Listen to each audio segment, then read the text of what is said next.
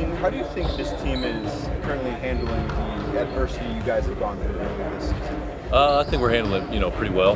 We're an older team, been through a lot of things together, and adversity is part of growth.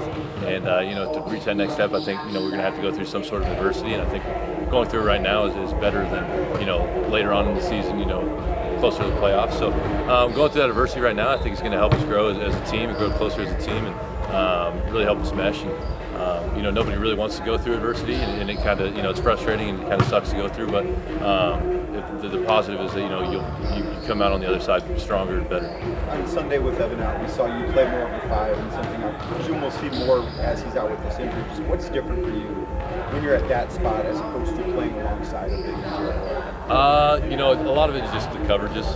Defensively, when I'm not the 5, I just kind of switch everything, keep everything in front of you, and then when I am the 5, sometimes I'll switch with the bigger guys out there, and then I'll be in coverage with the guards. So just trying to keep the coverages squared away and know what I'm doing is the biggest thing. But other than that, man, you just have to be super physical and try to fly around and just create your own energy, try to get out and get some easy points. So nothing really changes that much other than the coverages, and just remember that you just got to run into somebody every single play on box outs and stuff. So not much changes really. Do you feel like you have more space offensively?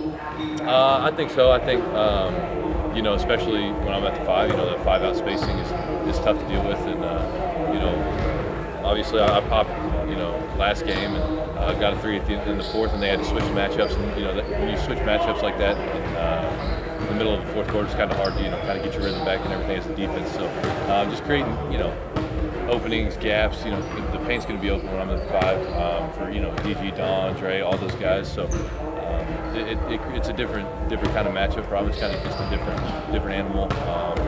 Rebounding goes down when those 2 bigs are out, obviously, but we get a little more spacing, hopefully, and we get a little more movement and just kind of a little bit more fluidity when I'm out there. Hopefully. Dean, earlier this season, you talked about the mental hurdle of getting over, being more confident with the ball in your hands when it comes to the ball you're shooting.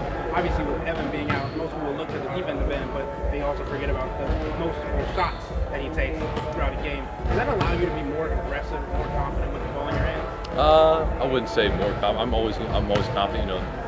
Obviously, at the beginning of the season, I hadn't hit shots. My confidence is still super high. I'm still coming in, putting the work in.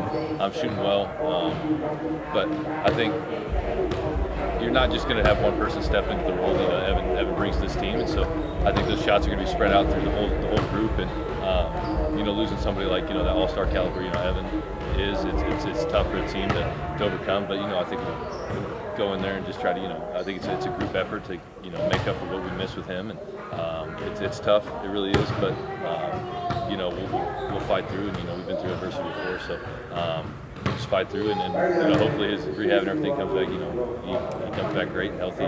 He's ready to rock. But until then, we just keep fighting until he's back.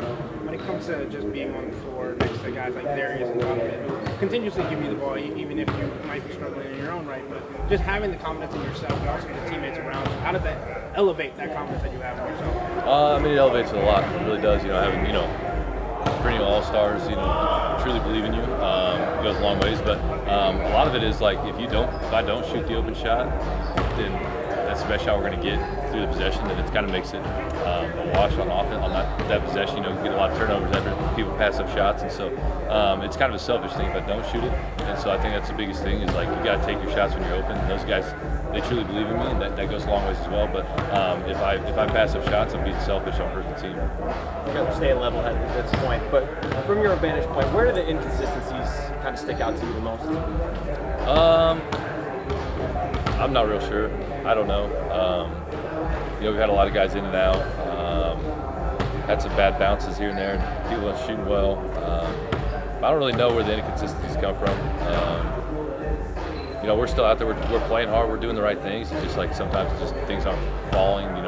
Loose balls going the wrong way, something like that. So it's unfortunate, but I'm not sure exactly where the inconsistencies come from. But it's early. We'll get it figured out. We get squared away. So you're one of the most longest tenured players on this team. Is this one of the more challenging stretches that you've been through when you've been here?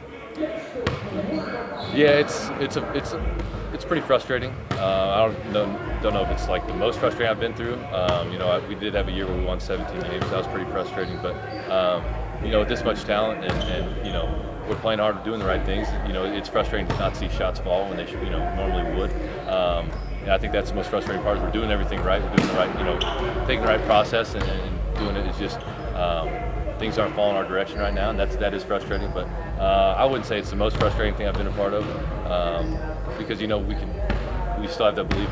We know we have the talent to come out of this on the right side. So it's frustrating, but we obviously know we're a better team than what we're showing, and we just got to get some things squared away, go through a few things, fine tune some things, and I think we'll be back. We won't even remember this frustrating part. Hey Dean, real quick, Sunday's World Basketball Day, we're going to feature on this in the NBA. What impresses you the most about how global the game is? I think, when I think like global basketball, I think like the Olympics. When I was real young, it felt like the USA was like, oh, we're going to get the gold this year now.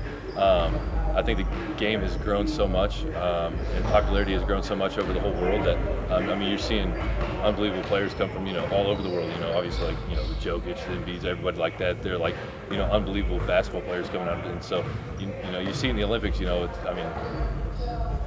every game's close. It's multiple NBA players on every team.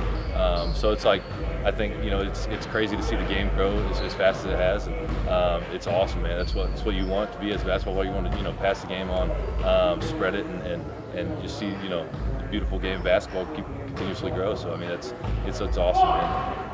All right, thank you.